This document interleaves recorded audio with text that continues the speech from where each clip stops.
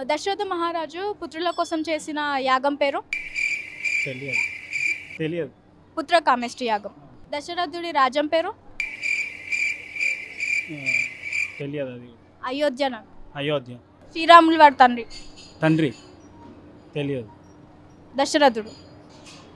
రామాయణం ఈ జనరేషన్కి ఎలా యూజ్ అవుతుంది?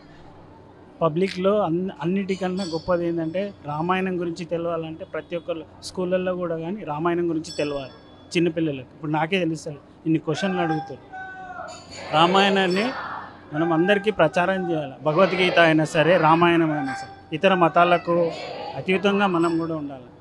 మా చిన్నపిల్లలకైనా జ్ఞానము, రామాయణము, భగవద్గీత బోధించాలి. బోధిస్తేనే ఇలాంటి ప్రశ్నలకు సమాధానం వస్తుంది. నాకు తెలియక ఇంత అవుతుంది. అలా అందరికీ చెప్పాలి, తెలియచేయాలి. ప్రతిదీ కూడా బోధించాలి చిన్నపిల్లల నుంచి.